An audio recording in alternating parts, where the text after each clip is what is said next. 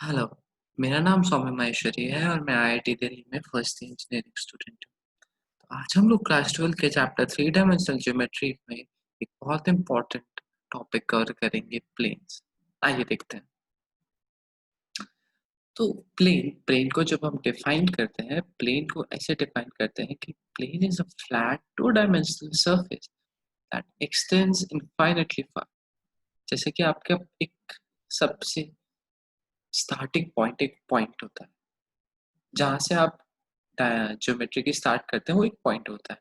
उससे ऊपर पॉइंट को ज़ीरो डायमेंशन कहते हैं और उसके बाद एक लाइन आती है, उसको हम वन डायमेंशन कहते हैं। और जब थ्री डायमेंशनल स्पेस में हम इस लाइन को एक्सटेंड करते हैं, तो हमारे पास एक प्लेन आता है। यहाँ पे ये देखिए, किसी भी प्लेन की एक जनरल इक्वेशन इस तरह से दी जा सकती है: ax plus B Y plus C Z plus D equal to zero. जहाँ पे ए, बी और सी तीनों में से कम एक तो नॉन जीरो होगा ही। किसी भी प्लेन को थ्री डायमेंशनल कोऑर्डिनेट स्पेस में पता करने के लिए हमें एक पॉइंट चाहिए और उसका एक परपेंडिकुलर वेक्टर चाहिए। मान लीजिए ये प्लेन की हमारे पास अगर डेफिनेशन नहीं है, हमें पता लगवाना है किसी को कि ये प्लेन है, तो इस प्लेन पे आप एक पॉइंट डिफाइन कर दीजिए और इसका एक परपेंडिकुलर वेक्टर बता दीजिए। उससे हम इस प्लेन के बारे में सब कुछ जान सकते हैं। आइए देखते हैं कैसे। तो जब हमारे पास एक नॉर्मल वेक्टर और एक पॉइंट दे रखा हो, तब हम किसी भी प्लेन की इक्वेशन, जैसा कि यहाँ दे रखा है, मान लीजिए वो एक पॉइंट x1 y1 z1 है, यहाँ पे p0 जिसका पोजीशन वेक्टर r0 है। हमें उस प्लेन का पता लगाना है जिसके अंदर ये पॉइंट लाई करता है और जिसका normal vector a, b, c से दिया जाता है, जनरल इक्वेशन। तो हम उस प्लेन की इक्वेशन कुछ ऐसे लिख सकते हैं: a multiplied by x minus x1, b multiplied by y minus y1 and c multiplied by z minus z1 equals to 0। ये उस जनरल इक्वेशन से भी फॉलो करती है। अगर आप ax plus by plus cz को एक साइड रख के दूसरा पूरा पार्ट d बन जाएगा। आइए इस पे एक एग्जांपल देखते हैं। तो हमारे पास ये सवाल है, हमें उस प्लेन की इक्वेशन पता करनी है जिसपे ये पॉइंट 1,3,2 लाया करता है और जिसका नॉर्मल वेक्टर 3,2,5 है।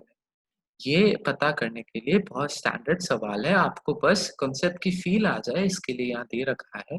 इसके लिए हम वही जो पिछली स्लाइड में हमारे पास गिवन था वो फॉर्मूला लगाएंगे। उस फॉर्मूला के हिसाब से हम यहाँ नॉर्मल वेक्टर के कंपोनेंट बाहर रख के ब्रैकेट के अंदर x माइनस x1 यानी कि यहाँ जो पॉइंट है उसका x कोऑर्डिनेट रखेंगे, जैसे y और z में करेंगे और उसको इक्वालिटी 0 के साथ रखेंगे। जब इसको आप सॉल्व करेंगे तो ये ax plus by plus cz plus d का फॉर्मेट बन गया, जैसा कि हमने स्टार्ट की थी। किसी भी प्लेन का एक जनरल इक्वेशन कुछ इस तरह से दिखेगी: ax plus by plus cz plus d।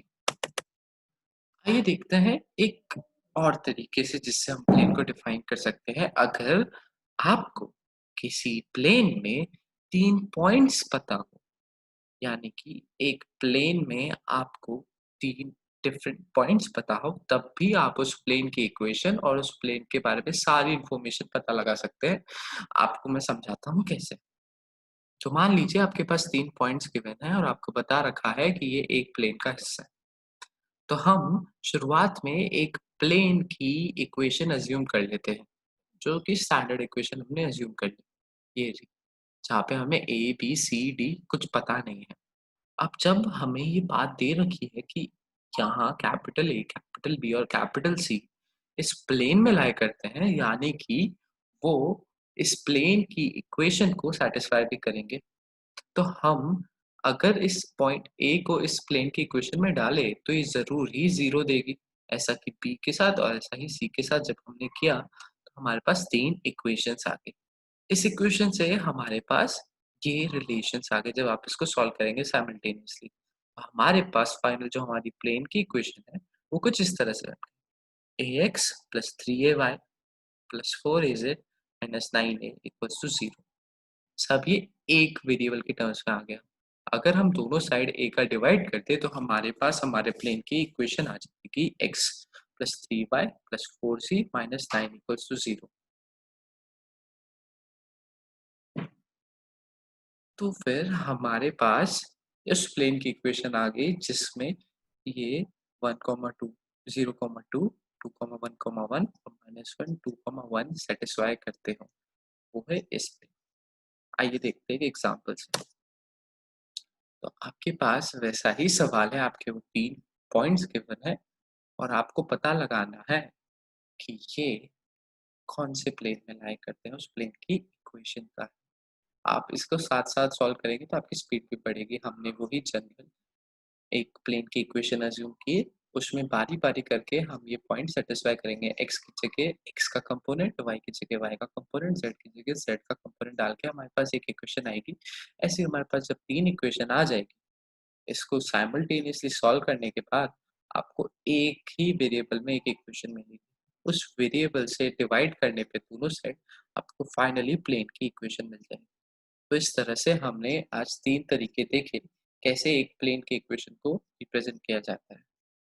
Thank you.